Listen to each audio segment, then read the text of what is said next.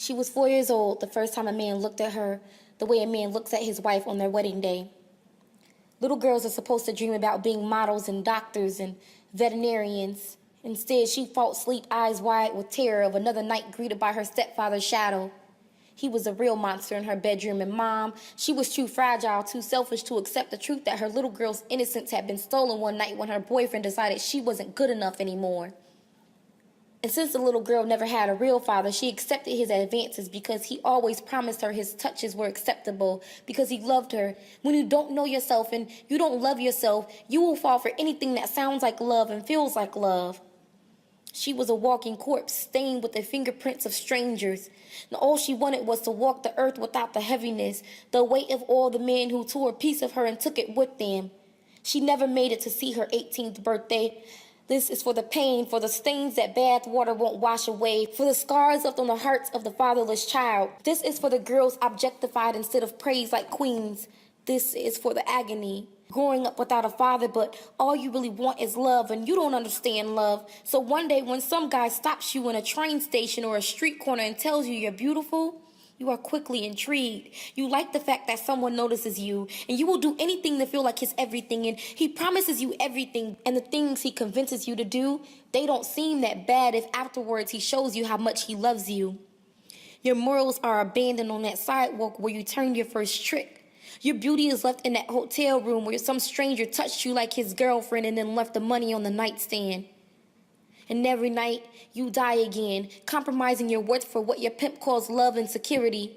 The hustle, the street lights, the schemes, it never seems worth it, but you have the liquor to comfort your fears. And as long as your profits meet expectations, you will have what you always wanted your whole life. Love. Love that doesn't feel right, but it's all you think you're worth, so you take it every day. You sleep when the sun comes up, rise when the sun is down. Conceal the torment with makeup and stylish hairdos. Put on your best outfits. Something arousing because you have to make them happy. The men, the tricks, the pimps. This is for the pain. This is for America. In hopes that you will notice that 12-year-old girl who was forced to trade her lunchbox and sneakers for a Chanel purse and pumps. This is for the 16-year-old girl kidnapped by a gang of men on her way to school and held captive in a house right next door to you. This is for the 20-year-old girl who took her last beating today because she couldn't bring herself to let another man hold her down and violate her. We are all slaves for love, degrading ourselves for acceptance of a man that's the closest thing to a father figure we've ever known. We were once just girls with aspirations and a small piece of hope. Now who will notice us? Who will save America's daughters?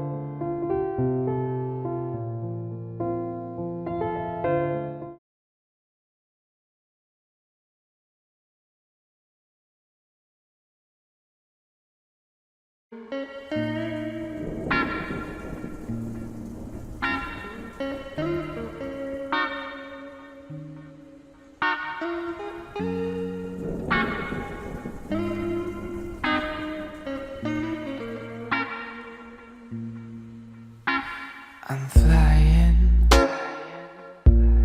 I'm flying high like a bird.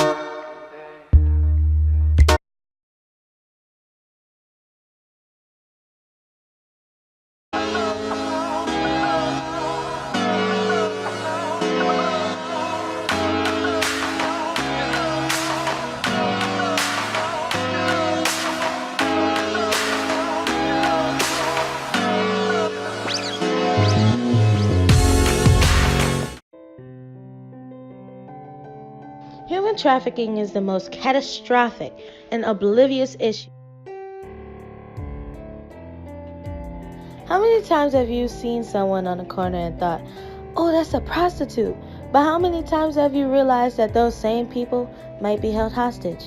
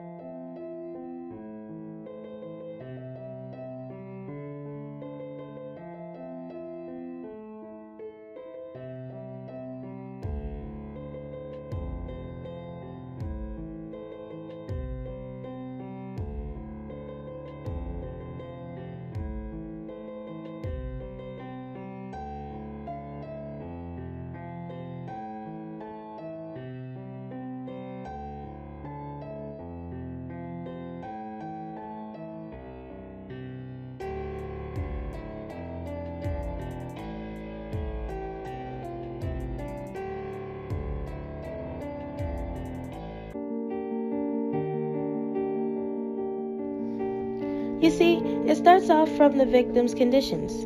For example, the poor. Traffickers often prey upon bankrupt people. The needy constantly ask traffickers for loans, which leads to late fees. In turn, they sell themselves and possibly their children.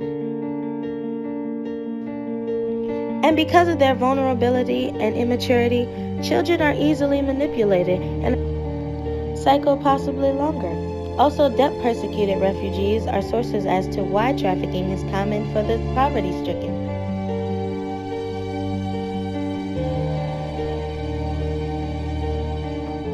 In spite of looking for better chances at life, the casualties are forcibly taken to harder work such as prostitution from the false promises of employment, educational conveniences proposed by the preying trafficker.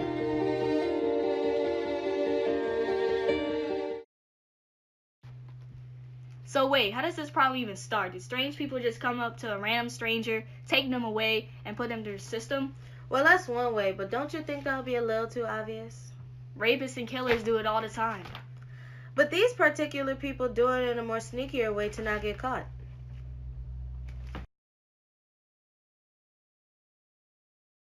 What are your thoughts on human trafficking? Human trafficking is bad, and it's a problem that really should be solved in numerous number of ways that people can't really figure out, I guess.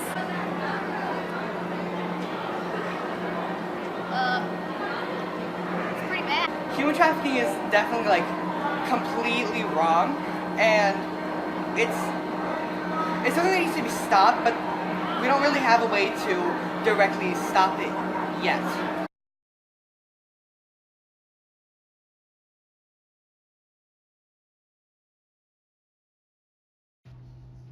Who are these traffickers anyways? Most people assume that it's the gross, disgusting old men, when in turn, the survivors describe them as normal, sophisticated-looking men. People use these like underground ways of doing things to where people can't really, like the government and authorities can't really see like how they're doing it. They like try their best to stop it, but they can't really avoid it completely altogether. Largely, 79% of the human trafficking cases are identified as advances in sexual oppression. Most of the trafficked men are used for forced labors, sexually exploitations, and even organ trafficking. You can do a whole bunch of things with a human body, especially like take the organs out, liver donors, lung donors, kidney donors. Because they're forced to do things that they don't want to do. and they probably like got kidnapped from their homes or something, or they were raised to do it. So it's honestly just really disgusting. Most of the organs go through the black market. That's gross. I bet none of those kidneys are even clean. They're not, and after most transplants with those organs, the organs fail, and the people have to go through another surgery. Aside from that creepy fact, let's go back to what happens to the taken. Whoa, whoa. Too much? Too much. But you asked me to explain. Yeah, but I didn't mean to make me depressed. Either way, children suffered the most in my opinion. Where does all of this happen anyway? All over the world. That's deep. Yeah, and it could happen in your own neighborhood. Well, how do I know if I'm safe? All you really have to do is be aware and cautious of your surroundings. No, what really needs to happen is a way for this to stop. There's no real way for the problem to resolve. Not even the government has found a real solution to this issue. What do you mean? I mean, there are some messed up people in the world that think people are just products to buy, sell, manipulate. See how these secretaries, doctors, men in nice clothing are taking away our people's natural right, their freedom. This means that the main way to stop human trafficking is through the source, the trafficker's way of thinking. But that is impossible because people think whatever they want. That is true. People want what they want, even though it might not be ethical. All I can say is, if there's a demand, there is always a supply.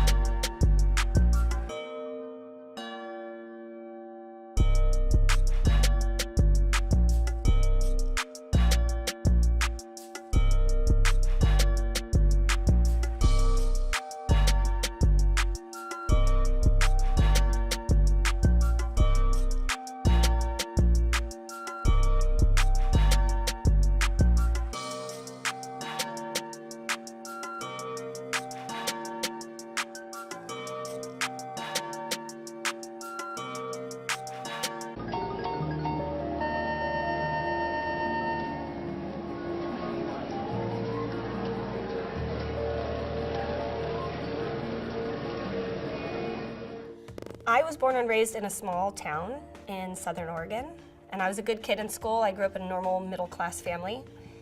I got great grades, I was really active in sports, and I even graduated a year early. I was accepted into Oregon State University, and I had my dorm room already assigned, and I was really excited to move up to Corvallis.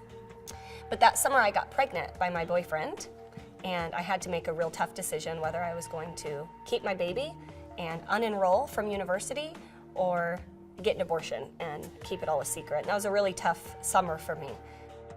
After I had the baby, I had some friends that had gone up to U of O to go to college, and they had an extra room in one of their apartments. It was at that time that I met a boy or a guy who pretended to take interest in me. I really thought he liked me, and we got along really well. He was really funny and charming, and he had a nice car, and he always picked up the tab. He had nice clothes.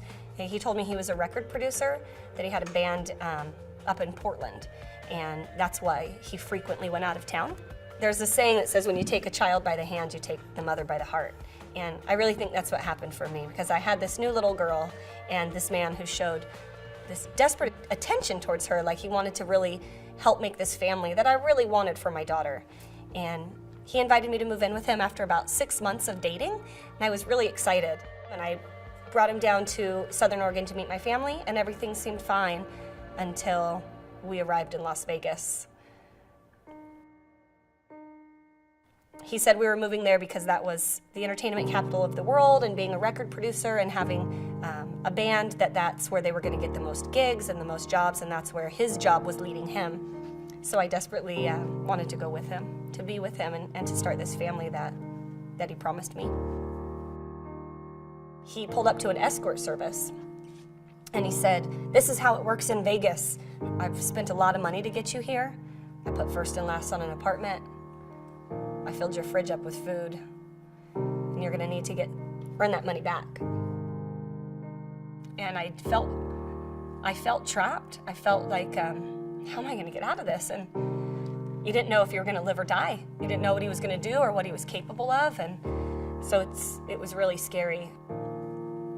I can remember just running through the casino thinking, like, these people don't even have a clue what's going on. They're just, cha-ching, cha-ching, Las Vegas, yay! And they're doing all this stuff, and I'm running for my life. I'm running from a man that has forced me into doing things that I didn't want to do. When you have a trafficker that's waiting at home with your child and says, if you don't bring home $1,500, you're gonna find your daughter out on the corner, I think I was probably more frightened to go home than I was to be in the room. Because if you got robbed, it was your fault for being stupid. If you got raped, it was your fault for not watching your back.